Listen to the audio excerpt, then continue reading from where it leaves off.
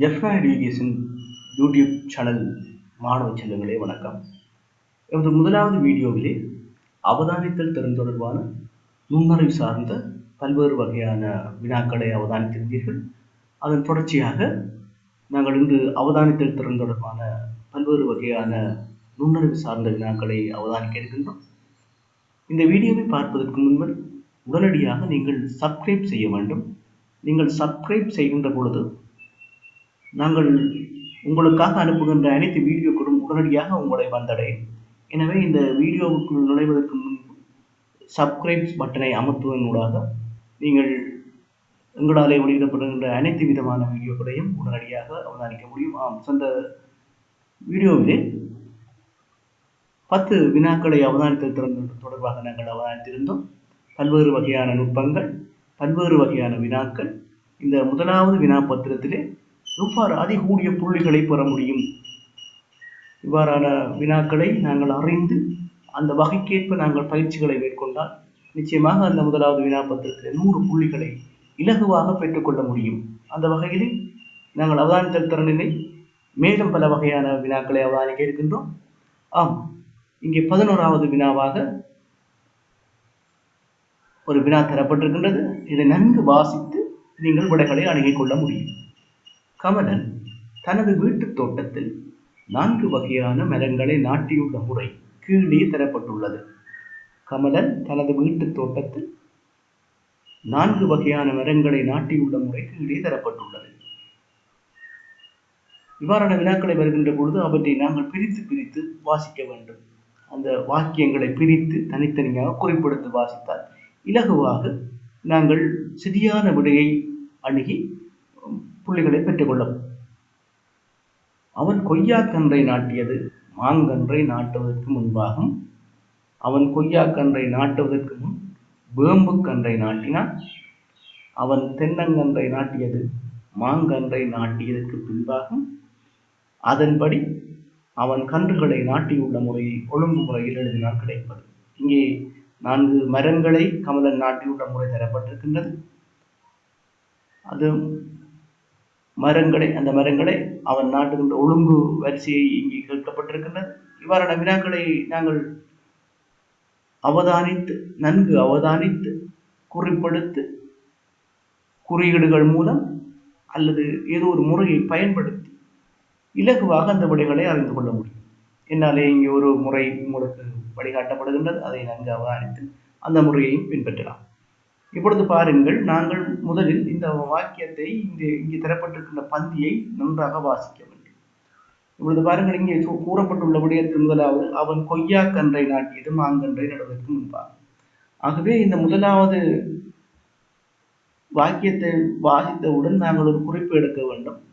இவ்வாறான வினாக்கள் முன் பின் என்ற அடிப்படையிலும் மேலே கீழே என்ற அடிப்படையிலும் இந்த வரிசைகளை அடிப்படையாக கொண்டு அவதானித்த திறன் அடிப்படையில் இந்த வினாக்கள் ஞாபகம் நாங்கள் உடனடியாக இந்த வினாவை அணுகுவதற்கு கிடையாக ஒரு கோடினை வரையலாம் அல்லது நிலக்குத்தாக ஒரு கோட்டினை வரைந்து கொள்ளலாம். இதனுடைய வேறு முறைகளையும் நீங்கள் பாவித்துக் கொள்ளலாம். இது இலகுவான முறை. இது பாருங்கள், இதில் நடுவிலே ஒரு கோடு. இதில் ஏதோ ஒரு முறையை நீங்கள் பயன்படுத்திக் கொள்ளலாம். இப்பொழுது பாருங்கள், அவன் கொய்யாக்கன்றை நாட்டியது மாங்கன்றை நாட்டுவதற்கு முன்பாக. இப்பொழுது கொய்யாக்கன்றுக்கு பதிலாக நாங்கள் ஏதாவது குறியீடுகளை பயன்படுத்திக் கொள்ளலாம் அல்லது இந்த முன் எழுத்துக்களை பயன்படுத்துவது இலகுவானது. பரீட்சையிலே பதட்டம் இருக்கும். ஆக முன் எழுத்துக்களை பயன்படுத்தினால் நாங்கள் பிழையான விடையை தெரிவு செய்ய வேண்டிய அவசியம் இருக்காது. இப்பொழுது பாருங்கள், கொய்யா கன்று. கொய்யா என்பதன் கோனா என்ற அந்த எழுத்தை நாங்கள் எழுதிக் கொள்வோம். இந்த கோட்டிலே கோனா என்ற எழுத்தை, இந்த நடுக்கோட்டிலே கோனா என்ற எழுத்தை எழுதிக் கொள்வோம். இந்த 2 முறைகளில் ஏதோ ஒன்றை நீங்கள் பயன்படுத்திக் கொள்ளலாம். கொய்யாக்கன்றை நாட்டியது மாங்கன்றை நாட்டுவதற்கு முன்பாகும். இந்த மாங்கன்று ஒன்று நாட்டப்பட்டிருக்கிறது, அதுக்கு முன்பாகவே கொய்யாக்கன்று நாட்டப்பட்டிருக்கு சொன்னால் இது முன்னுக்கு வருமா மாங்கன்று பின்னுக்கு வருமா என்பதைத்தான் நாங்கள் நன்கு சிந்திக்க வேண்டும். பின்பகுதியிலே அடுத்ததாக கொய்யாக்கன்றுக்கு அடுத்ததாக மாங்கன்றை நடுகின்ற பொழுதுதான் மாங்கன்றை நாட்டுவதற்கு முன்னர் கொய்யாக்கன்று நடப்பட்டிருக்கிறது. இங்கே வருகின்ற பொழுது, இங்கே நாங்கள் குறிப்புகளை வருகின்ற பொழுது மாங்கன்று கீழே வர வேண்டும். ஒன்று பின்னே வர வேண்டும் அல்லது கீழே வர வேண்டும். இப்போ மாங்கன்றை நாட்டுவதற்கு முன்பு கொய்யாக்கன்றை நாட்டுகின்றனர். இவ்வாறான குறிப்பை உடனடியாக எடுப்பதன் கூடாக நீங்கள் இலவாக அந்த விடைகளை அடையக்கொள்ள முடியும். பாருங்கள், அவன் கொய்யா கன்றை நாட்டுவதற்கு முன் வேம்பு கன்றை நாட்டினான். அவன் கொய்யா கன்றை நாட்டுவதற்கு முன் வேம்பு கன்றை நாட்டினான்.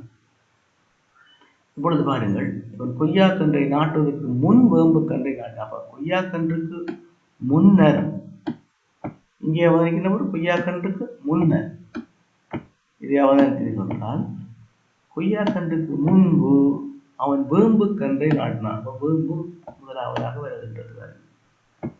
இங்கே வேம்பு முதலாவதாக வருகின்றது. அடுத்த தரவினை நாங்கள் வாசிக்கின்ற பொழுது, அவன் தென்னங்கன்றை நாட்டியது மாங்கன்றை நாட்டியதற்கு பின்பார். தென்னங்கன்று நாட்டப்பட்டிருக்கின்றது, மாங்கன்றை நாட்டியதற்கு பின்பு. அப்போ மாங்கன்றுக்கு பிறகே தென்னங்கன்று வருகிறது. மாங்கன்று நாட்டுவதற்கு பிற்பாடுதான் தென்னங்கன்று நாட்டப்பட்டிருக்கின்றது. இப்பொழுது அனைத்து விடயங்களும் குறிப்பிடப்பட்டிருக்கின்றன. இந்த அடிப்படையில் நாங்கள் இந்த வினாக்களை வினாவினாலும் அதற்கான விடைகளை அணுகிக் கொள்ள முடியும். இப்பொழுது ஒரு கேள்வி, கொய்யா கன்றை நாட்டியதற்கு பின்பு எந்த கன்று நாட்டப்பட்டது? மாங்கன்று. இந்த தரவிலையை வைத்து நாங்கள் அறிந்து கொள்ளோம். முதலாவதாக நடப்பட்ட கன்று இது வேம்பு கன்று. இவ்வாறான எந்த விதமான வினாக்களை நீங்கள் விடைகள் அணுகிக் கொள்ள முடியும். ஆகவே இதற்கான விடைகளை நீங்கள் இவ்வாறான செயற்பாடுகள் மூலம் அறிந்து கொள்ளலாம். ஆம், இங்கே சரியான விடை வேம்பு, கொய்யா, மா, தென்னை.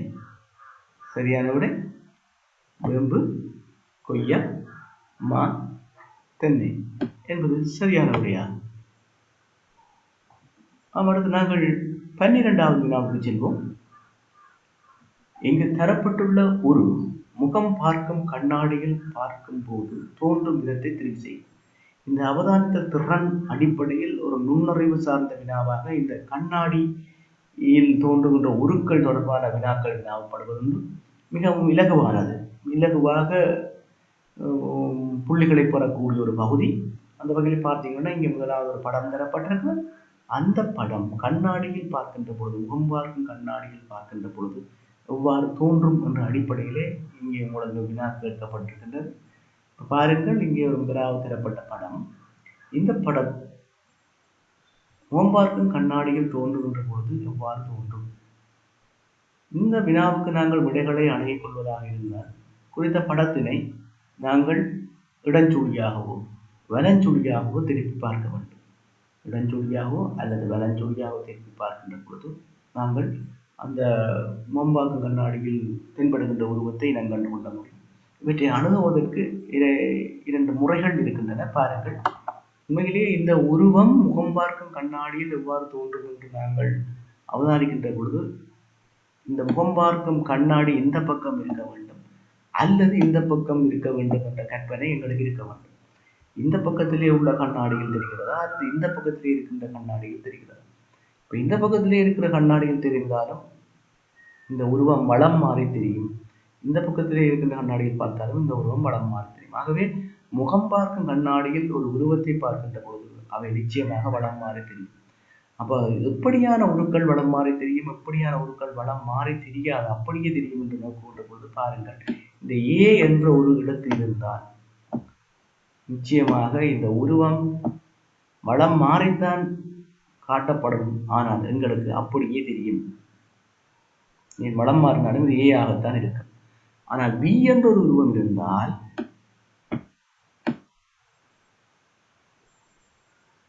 இந்த உருவம் எவ்வாறு தோன்றும் என்று கண்ணாடியில் அவதானிக்கின்ற பொழுது இவ்வாறு வலம் மாறி தெரியும். ஏ என்ற உருவம் வலம் மாறித்தான் தெரியும். ஆனால் சமச்சீரான உருவம் என்றபடியால் அது அந்த வலம் மாற்றம் எங்களுக்கு தென்படுவதில்லை. ஆகவே சமச்சீரான உருக்கள் எழுத்துக்கள் அப்படியே தெரியும். சமச்சீரற்ற உருக்கள் எழுத்துக்கள் மாற்றத்துடன் தெரியும். ஆகவே இங்கே நீங்கள் அவதானிக்கின்ற பொழுது இந்த உருவம் ஒரு சமச்சீரான உருவம். இந்த சமச்சீரான உருவம் நிச்சயமாக இந்த 3 விடைகளிலே ஒன்றாக இருக்க முடியும். ஆகவே பாருங்கள், உங்களுக்கான நேரம் இந்த 3 விடைகளில் ஒன்றை தெரிவு செய்யுங்கள். இந்த 3 விடைகளில் ஒன்றை தெரிவு செய்யுங்கள். 1 2 3 4 5. இப்பொழுது நீங்கள் சரியான விடையை தெரிவு செய்திருப்பீர்கள் நாங்கள் நம்புகின்றோம். பாருங்கள், இங்கே சமச்சீரா உருவம் என்று பார்க்கின்ற பொழுது இந்த உருவம் மட்டுமே, முதலாவது விடையான இந்த உருவம் மட்டுமே சமச்சீரான உருவாக காணப்படும். ஏனையவை வளம் மாறி தெரிகின்றன, சமச்சீரற்ற உருவம். ஆகவே இதற்கு விடையாக இது வரக்கூடியது முதலாவது விடை. ஏனென்று சொன்னால், இந்த உருவம் முகம் பார்க்கும் கண்ணாடியில் பார்க்கின்ற பொழுதும் இதே சமச்சீரான உருவமாக இருக்கின்றவுடன் இதே மாதிரியாகத்தான் தோன்றும். ஆகவே கண்ணாடியில் உள்ள தரப்பட்டுள்ள முகம் பார்க்கும் கண்ணாடியில் நீங்கள் பார்க்கும் போது இந்த உருவம் இவ்வாறு தெரிகிறது. இவை தொடர்பான வினாக்களை நாங்கள் அகக்காட்சி தொடர்பான திறனிலும் முழுமையாக அவதானிக்க இருக்கின்றோம். நாங்கள் பூரணமான விளக்கத்தை பெற்றுக்கொள்ள முடியும்.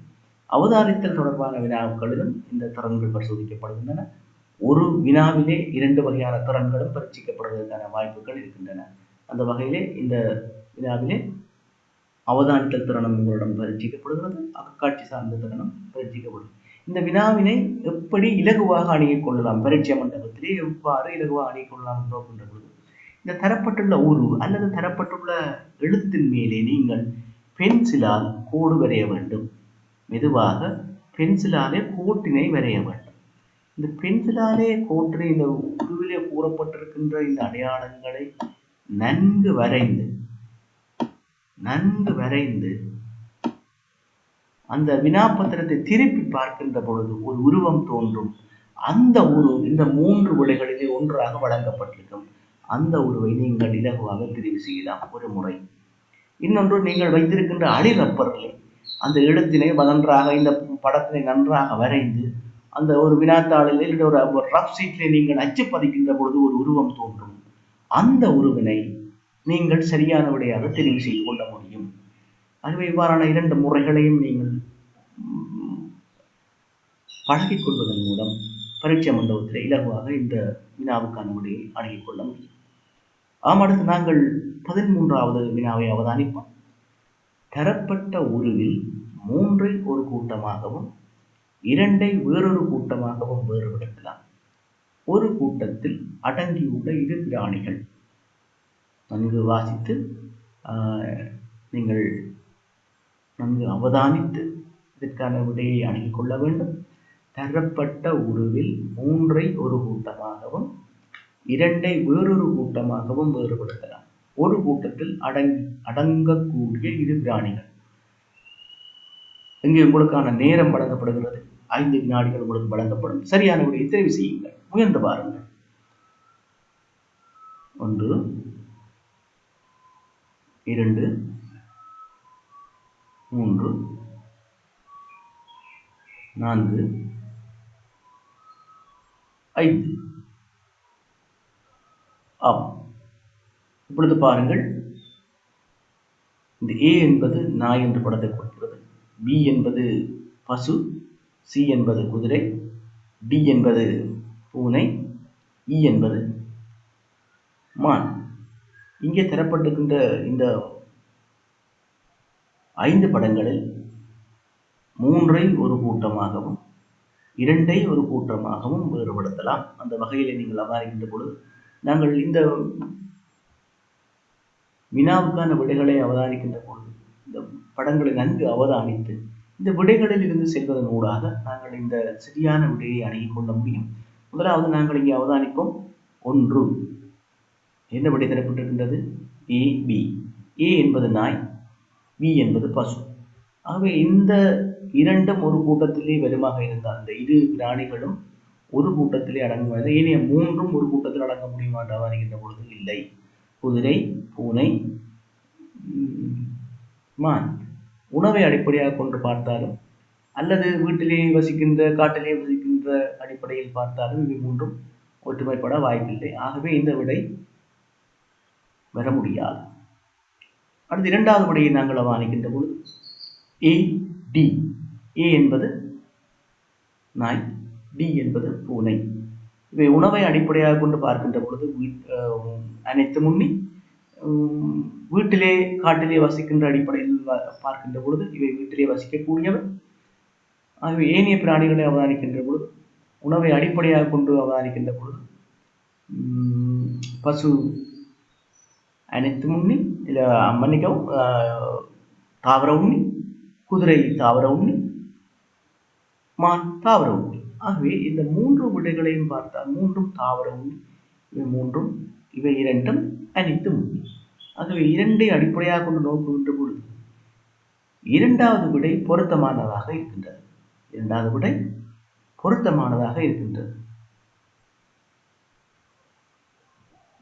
ஆகவே இரண்டாவது விடை சரியான விடை.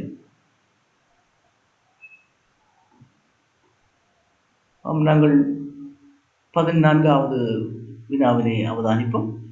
இந்த 14வது வினாவிலே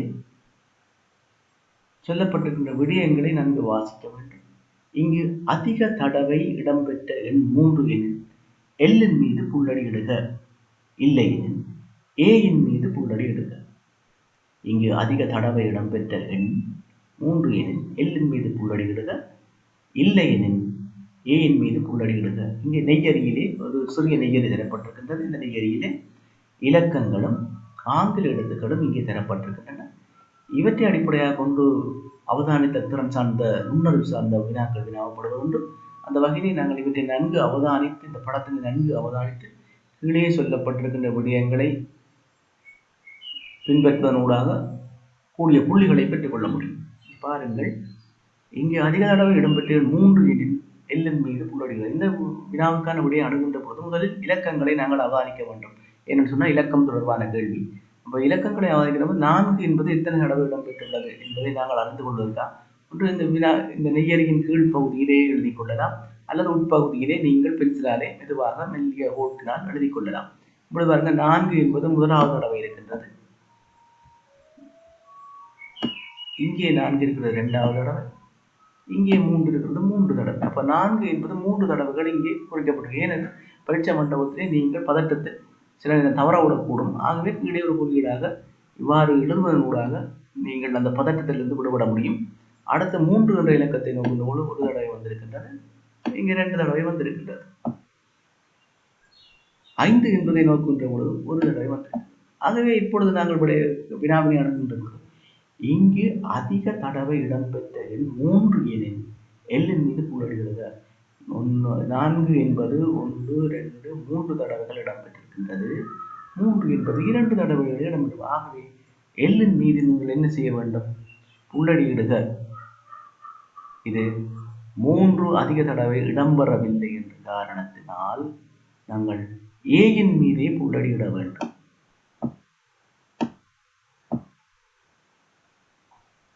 அடுத்து நாங்கள் அவதானிக்கின்ற பொழுது குறைந்த தடவை இடம்பெற்றுள்ள இலக்கத்தை சுற்றி வட்டமிடுங்கள்.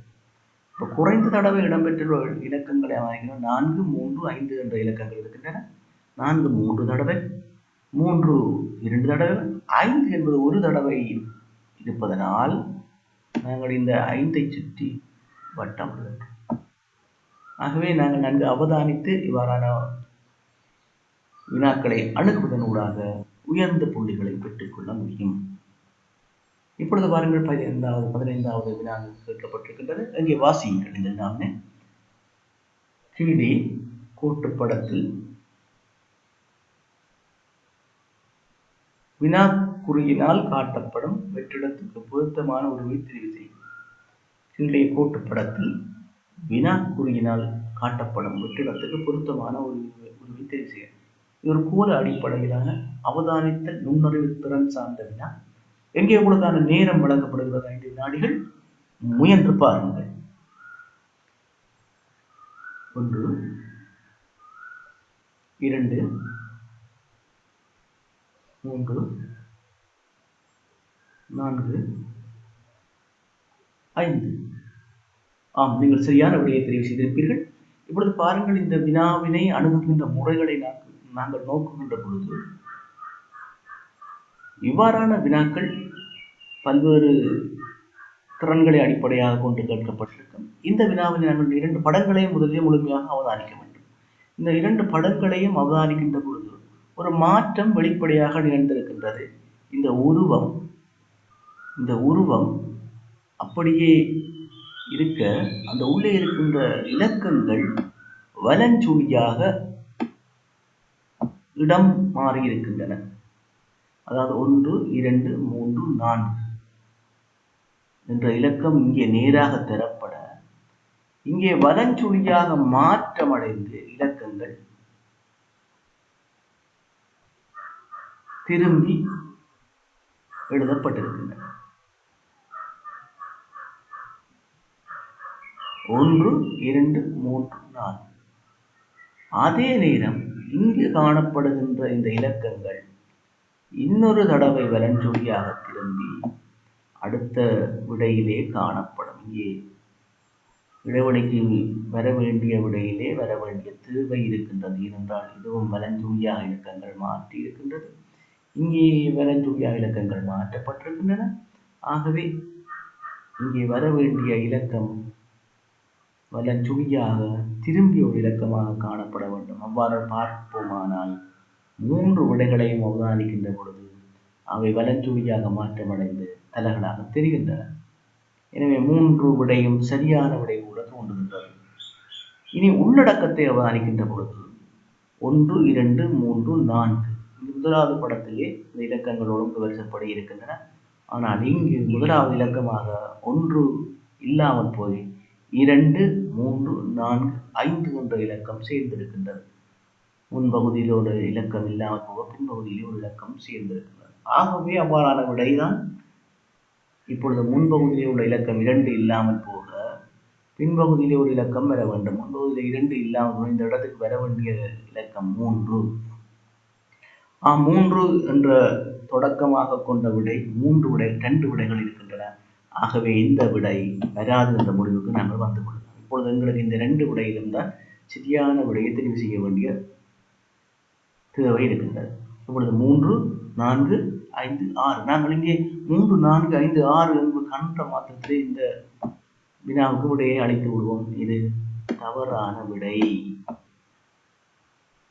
ஏனென்று சொன்னால் 3, 4, 5, 6 என்ற ஒழுங்கிலே வர வேண்டும். 3, 4, 5, 6 இதுவே மிகச்சரியான விடை. ஆகவே நாங்கள் நன்கு அவதானிக்க வேண்டும். இங்கே நீங்கள் அவசரப்பட்டு பதட்டத்தில் முதலாவது விடைகளை தெரிவு செய்வீர்களாக இருந்தால் உங்களுக்கான அந்த 2.5 புள்ளிகள் இழக்கப்படும்.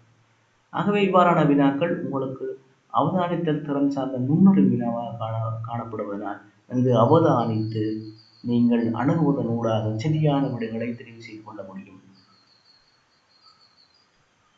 பிள்ளைகளே, இன்று இந்த அவதானித்தல் திறன் சார்ந்த நுண்ணறிவிலே மேலும் பல வகையான வினாக்களை கேட்டிருக்கின்றீர்கள். அடுத்த வீடியோவிலே இதன் தொடர்ச்சியாக அவதானித்தல் மேலும் பல வகையான வினாக்களை நான் உங்களுக்கு வழங்கி இருக்கின்றேன். இந்த வீடியோவை பார்த்தவுடன் நீங்கள் சப்ஸ்கிரைப் செய்யுங்கள்.